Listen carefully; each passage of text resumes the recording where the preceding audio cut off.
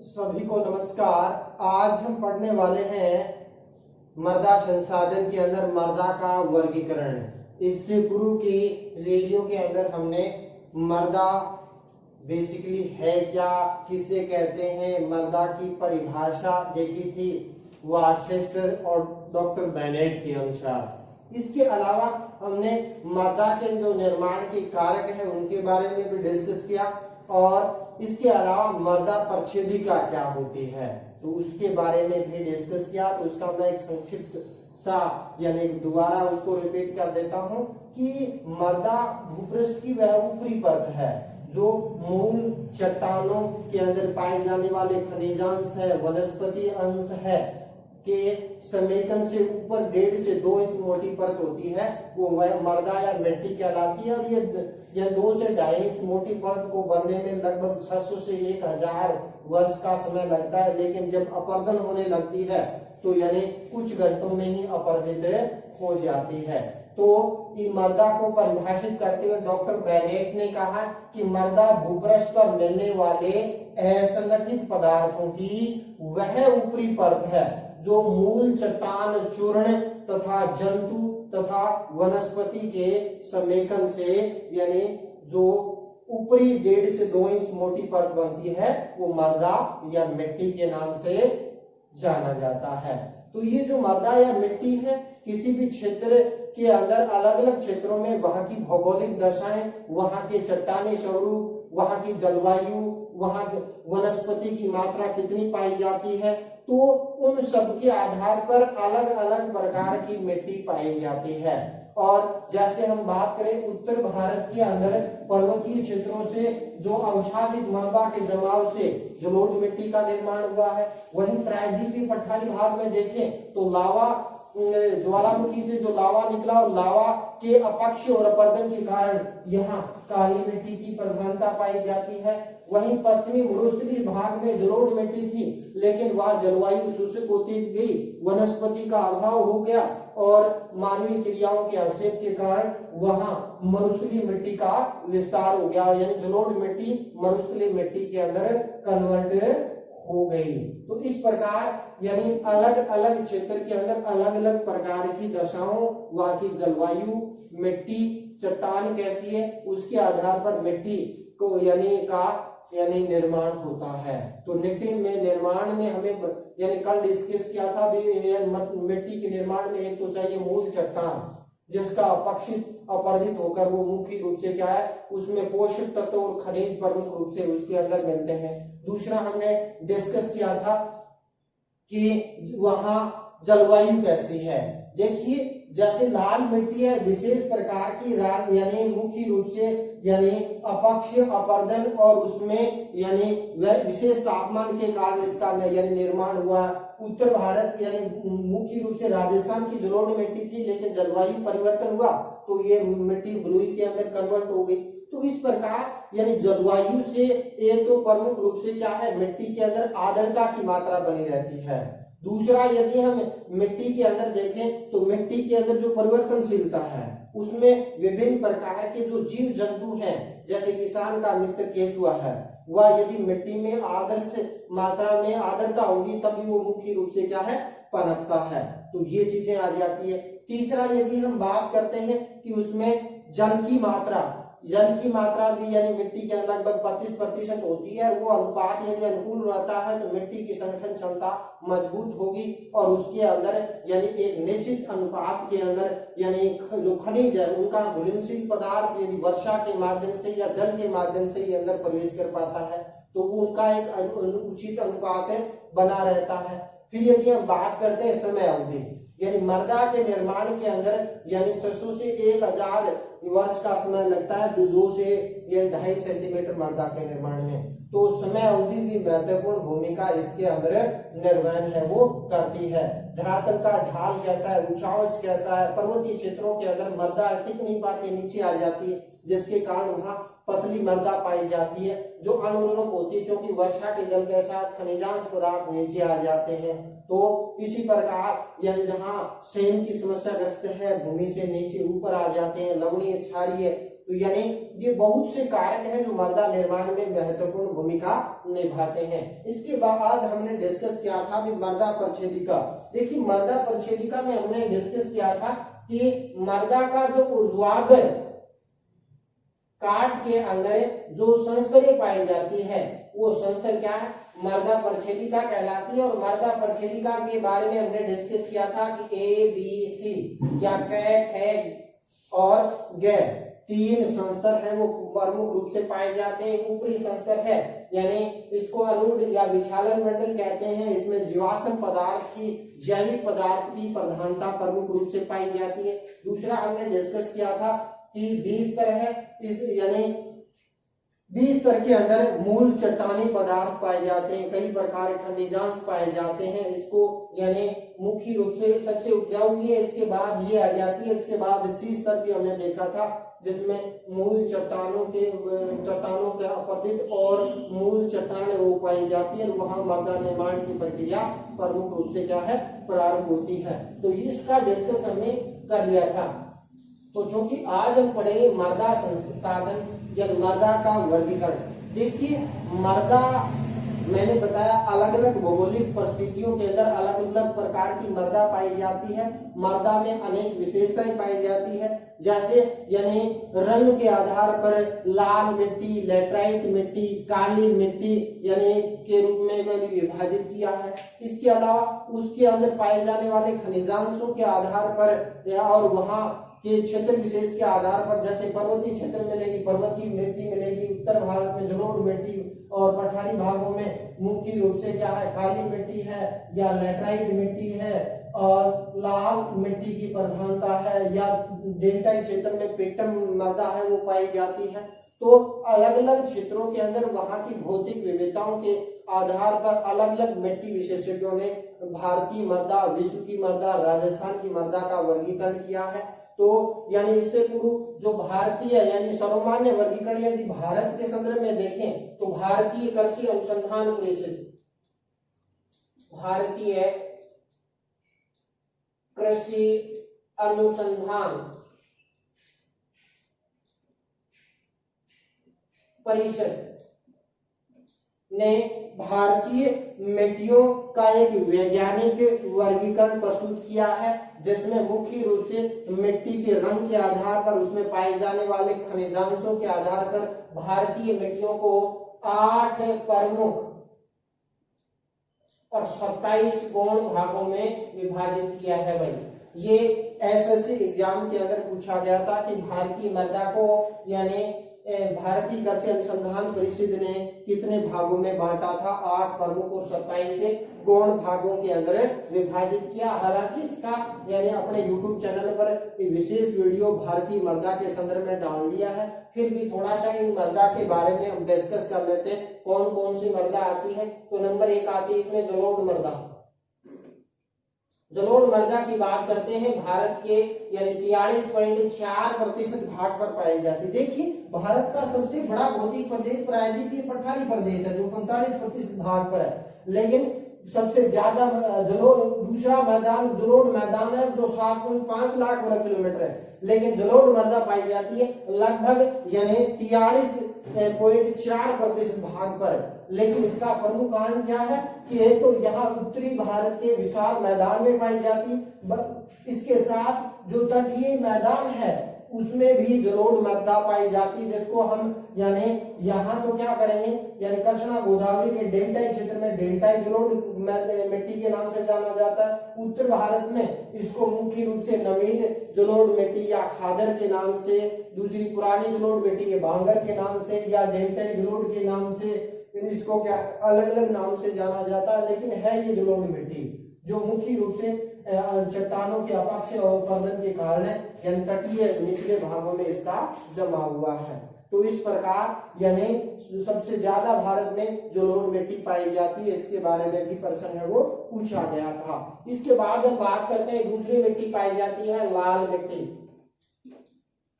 लाल मिट्टी की बात करते हैं तो भारत में 18.6% भाग पर इस मिट्टी का विस्तार पाया जाता है, जो भारत के 6.1 लाख हेक्टेयर क्षेत्र में। जो काली मिट्टी है उसके दक्षिण के अंदर यानी उत्तर की जलोढ़ मिट्टी के दक्षिण के अंदर प्रायद्वीपीय पठारी भाग में यानी भारत की सबसे ज्यादा क्षेत्रफल पर फैलने वाली दूसरी सबसे बड़ी मिट्टी है। 1 नंबर पर तो आती है जलोढ़, 2 नंबर पर आती है कौन सी, यानी आपकी यानी लाल मिट्टी जो 18.6% क्षेत्रफल पर फैली हुई है। इसके बाद थर्ड मिट्टी आती है काली मिट्टी।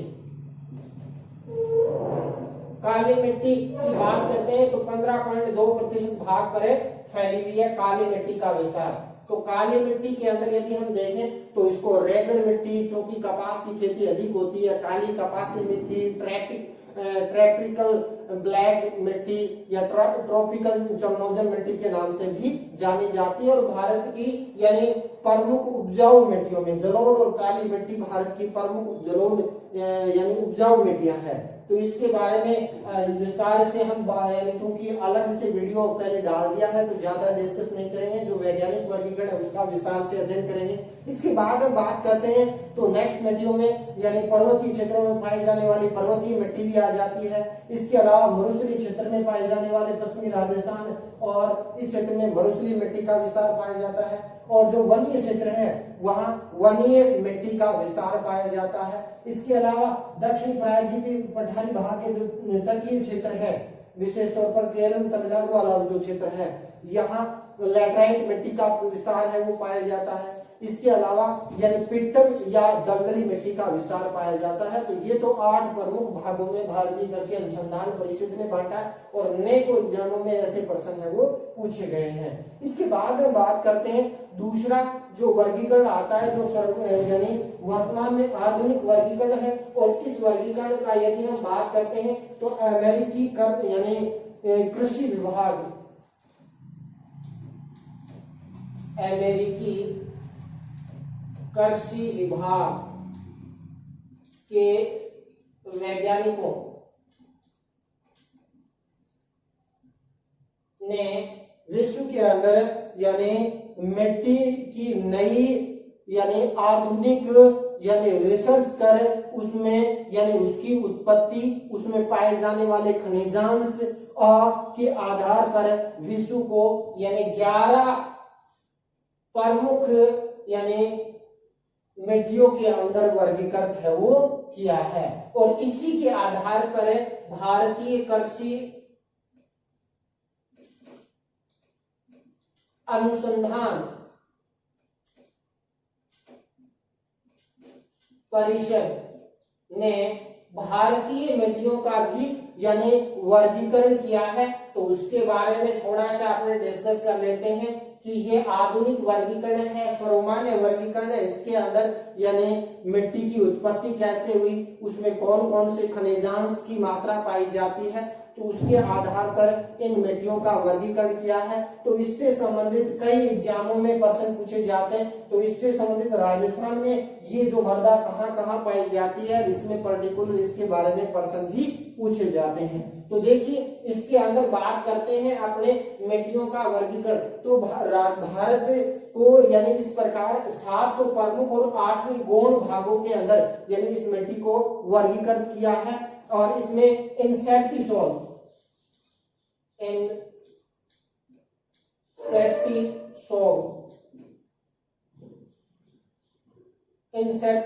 जो मृदा है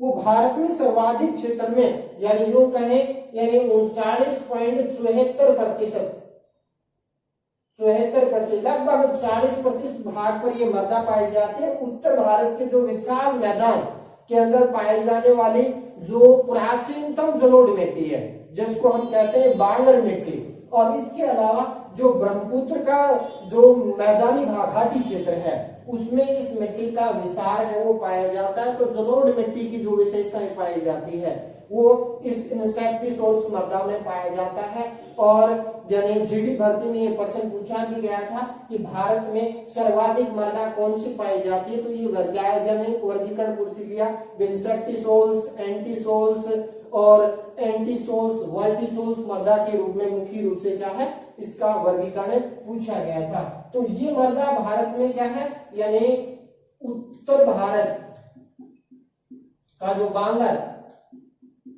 क्षेत्र प्लस क्या,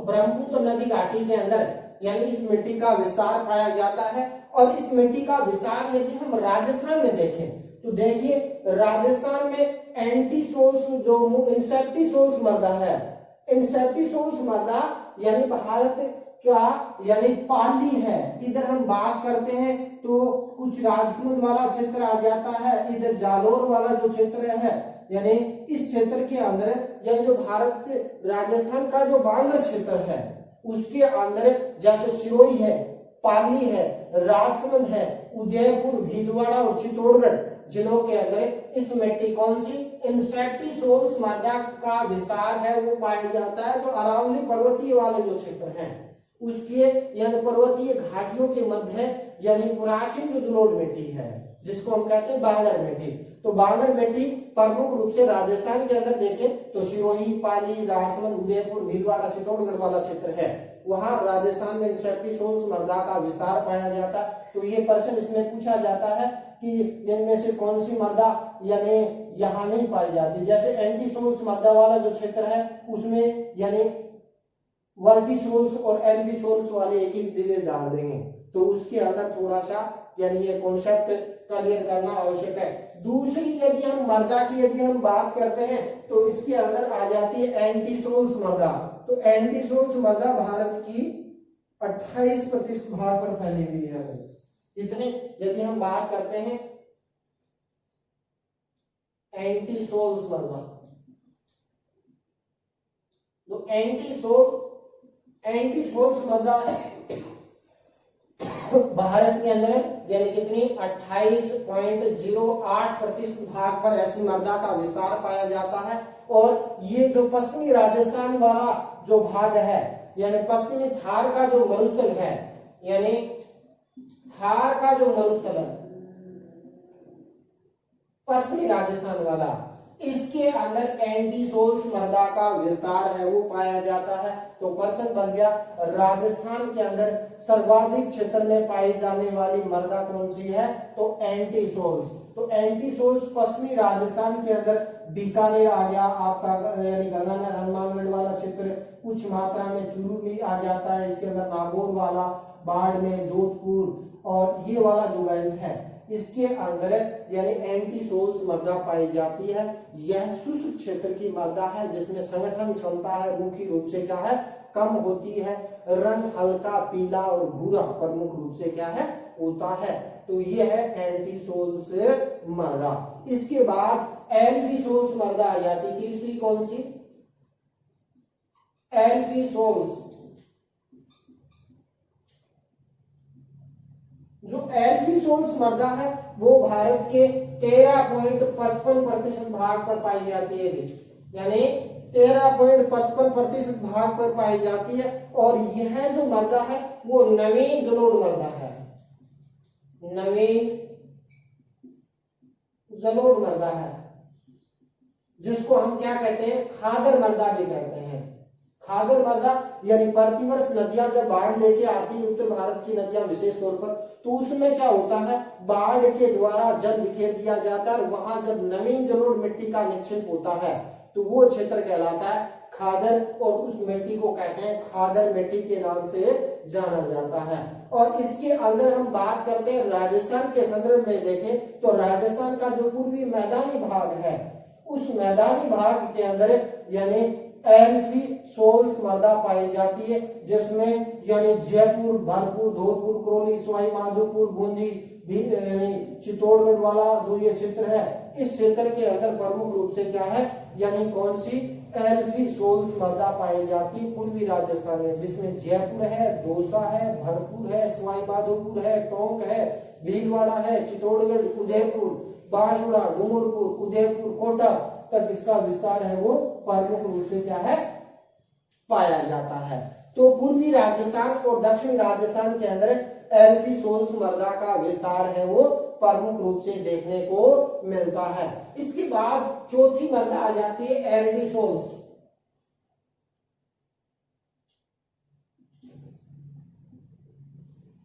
एरिडीसोल्स मृदा एरडीसोल्स मृदा की यदि हम बात करते हैं तो वो भारत के 4.28% भाग पर फैली हुई है। कितनी भाई? 4.28% भाग पर इस मृदा का विस्तार है वो प्रमुख रूप से पाई जाती है और यह शुष्क क्षेत्र की मृदा है भाई। और शुष्क क्षेत्र की मृदा प्रमुख रूप से क्या है? यानी राजस्थान, पंजाब, हरियाणा में इस मृदा का विस्तार है वो प्रमुख रूप से पाया जाता है। कहां? पंजाब, हरियाणा और राजस्थान का जो पश्चिमी यानी गुजरात वाला उत्तरी और हरियाणा और पंजाब का जो दक्षिणी भाग है और पश्चिमी राजस्थान में शुष्क क्षेत्रों में इस मृदा का विस्तार है वो प्रमुख रूप से क्या है? पाया जाता है। कौन सी? एरडीसोल्स मृदा का। और एरडीसोल्स मृदा राज्य के यानी अर्ध शुष्क क्षेत्र है जिसको हम बांग्लादेश के क्षेत्र के नाम से जानता है। एरडीसोल्स राजस्थान में क्या? राजस्थान में शेखावाटी प्रदेश के अंदर, जिसमें अपना चूरू जिला इसके अंदर आ जाता है, सीकर आ जाता है, झुंझुनू आ जाता है, नागौर आ जाता है, जोधपुर, पाली और जालौर जिलों के अंदर ये जो शुष्क क्षेत्र है उस क्षेत्र में एरडीसोल्स मृदा का विस्तार है वो पाया जाता है, जो अर्ध शुष्क क्षेत्र है जिसको हम बांग्लादेश क्षेत्र के नाम से भी जाना जाता है, जहां प्राचीनतम गलोड मिट्टी का विस्तार है वो पाया जाता है। ये लूनी नदी बेसिन वाला जो क्षेत्र है इसमें प्रमुख रूप से इसके अंदर पर इसका विस्तार पाया जाता है। या हम बात करते हैं शेखावाटी वाला जो आंतरिक क्षेत्र है इसमें इस मिट्टी का विस्तार प्रमुख रूप से देखने को मिलता है। इसके बाद आता है एंटीसोल्स मृदा। एंटीसोल्स मृदा, जो एंटीसोल्स मृदा की यदि हम बात करते हैं तो ये भारत के 2.51% क्षेत्रफल पर इसका विस्तार पाया जाता है। और ये मृदा दक्षिण भारत के अंदर यानी केरल, तमिलनाडु और मुख्य रूप से क्या है कुछ मात्रा में इसका विस्तार ओडिशा राज्य के अंदर पाया जाता है। तो ये मृदा केरल, तमिलनाडु और उड़ीसा या ओडिशा जिसको कहते हैं, यानी उड़ीसा या ओडिशा क्षेत्र के अंदर यानी इस मिट्टी का विस्तार है वो प्रमुख रूप से क्या है पाया जाता है। और ये भारत के 2.51 क्षेत्र में, और ये क्षेत्र डेल्टाई क्षेत्र है भाई, इस डेल्टाई क्षेत्र के अंदर ऐसी मृदा मिलती है। इसके बाद नेक्स्ट मृदा की बात करते हैं मोलिसोल्स मृदा, यानी 1 2 3 4 5 और छठी मोलिसोल्स मृदा का विस्तार पाया जाता है।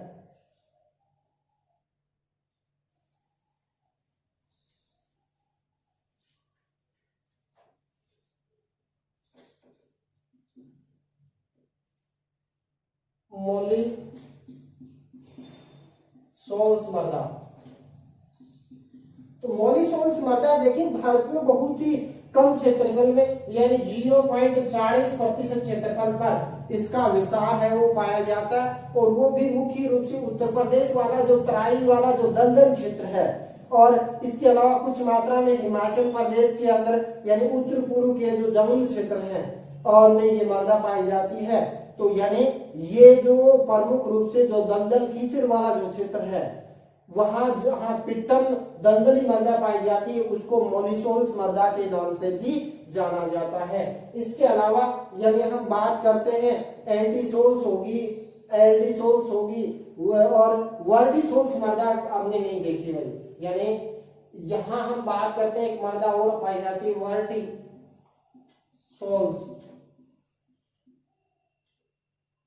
जो वर्टीसोल्स मृदा है वो भारत के लगभग 8.5% यानी 8.52% भाग पर इस मृदा का विस्तार है वो प्रमुख रूप से पाया जाता है वर्टीसोल्स मृदा का। और वर्टीसोल्स मृदा दक्षिण भारत की जो काली मिट्टी है या जिसको हम रेगड़ मिट्टी, काली कपासी मिट्टी या ट्रॉपिकल ब्लैक या ट्रॉपिकल चरनोज मिट्टी के नाम से जाना जाता है, यह मिट्टी प्रमुख रूप से क्या है यानी अपना राजस्थान वाला दक्षिण पूर्वी पठारी भाग जिसको हम हाड़ौती का पठारी भाग कहते हैं, मध्य प्रदेश, महाराष्ट्र, कर्नाटक, तमिलनाडु वाला जो क्षेत्र है इसके अंदर और कुछ मात्रा में दक्षिण भारत के अंदर इस मिट्टी का विस्तार है वो पाया जाता है। तो वर्टिसोल्स जो मृदा है वो मुख्य रूप से राजस्थान के अंदर बात करते हैं। तो मैंने डिस्कस कर लिया कि राजस्थान के अंदर जो हाड़ौती अंचल जिसमें कोटा, बूंदी, बारा नहीं आता, इसके अंदर कोटा, बूंदी, बारा, झालावाड़ वाला जो कुछ क्षेत्र आ जाता है, इसके अलावा डूंगरपुर, बांसवाड़ा, प्रतापगढ़, उदयपुर वाले क्षेत्र के अंदर भी कुछ मात्रा में वर्टिसोल्स मृदा या जिसको काली मृदा के नाम से भी जाना जाता है, इस मृदा का विस्तार पाया जाता है जो भारत के 8.52% क्षेत्रफल पर फैली हुई है। तो ये तो आ जाता है। इसके अलावा हिस्टोसोल्स मृदा पाई जाती है, यानी भारत में तो लगभग ये 8 प्रकार की मृदा है और 8 पाया जाता है। अन्य के अंदर देखें तो भारत में लगभग 2.92% मृदा का विस्तार है पाया जाता है, जिसमें हिस्टोसोल्स मृदा है जिसको हम दैविक या दलदली पिट्टम मृदा कहते हैं। स्पोडोसोल्स जिसके अंदर मुख्य रूप से क्या है, जल धारण करने की क्षमता है वो प्रमुख रूप से क्या है, कम होती है।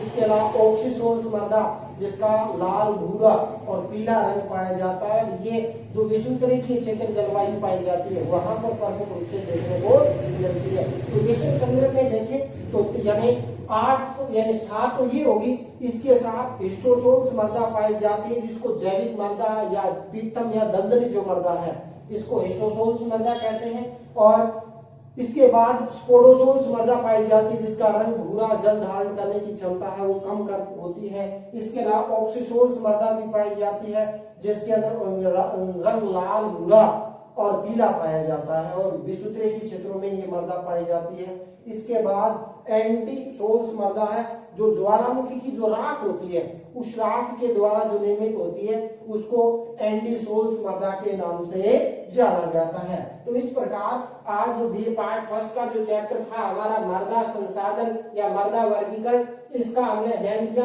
क्योंकि ये भारत की विश्व संग्रह में और राजस्थान संदर्भ में हमने इसका अध्ययन किया तो इसमें एग्जाम की दृष्टि से कौन से प्रश्न बनते हैं, तो ये तो सीधा बनता है कि भारतीय कृषि अनुसंधान परिषद के अनुसार भारतीय मृदा को कितने भागों में बांटा गया है, तो 8 प्रमुख और 27 गौण भागों में। और मुख्य रूप से अमेरिकी कृषि वैज्ञानिकों द्वारा जो नई आधुनिक पद्धति के द्वारा जिसमें मृदा की उत्पत्ति और उसमें पाए जाने वाले खनिजांश, रासायनिक संगठन कैसा है उसके आधार पर मृदा को में भारत में सर्वाधिक क्षेत्र में कौन सी मृदा पाई जाती है, तो इंसेक्टिसोल्स मृदा पाई जाती है जो उत्तर भारत का जो जलोढ़ मैदानी क्षेत्र है जिसमें पुराना जो बांगर प्रदेश है जिसमें गंगा सिंधु का जो मैदानी भाग है, इसके अलावा ब्रह्मपुत्र वाली घाटी है उसके अंदर इसका विस्तार है वो पाया जाता है।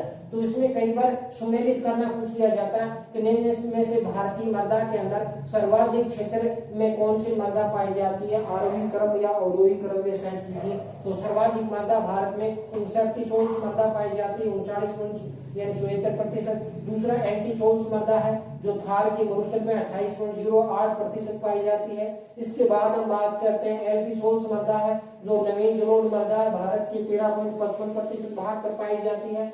इसके अलावा वर्टिसोल्स 8.52%, एंडीसोल्स यानी ये 4.28%, एंडीसोल्स 2.51% क्षेत्रफल में इस मृदा का विस्तार है वो प्रमुख रूप से क्या है पाया जाता है। तो इस प्रकार आज हमने यानी अमेरिकी कृषि विभाग के वैज्ञानिकों ने जो आधुनिक यानी पाए जाने वाले उसमें खनिजांश, रासायनिक संगठन, मृदा की उत्पत्ति के आधार पर भारतीय और राजस्थान की मृदा का विभाजित किया, जिसके अंदर भारत के अंदर 7 प्रमुख 8 गौण भागों में, राजस्थान में देखें तो 5 प्रकार की मृदा पाई जाती है। एंटीसोल्स मृदा है जो भारत की दूसरी सबसे बड़ी मृदा है 18.0, जो पश्चिमी राजस्थान का जो थार का मरुस्थल है उसके शुष्क क्षेत्र में पाई जाती है। इसके बाद एंडीसोल्स मृदा है जो राजस्थान का जो बांगर क्षेत्र है या अर्ध शुष्क प्रदेश है जिसमें शेखावाटी प्रदेश, नागौर उच्च भूमि,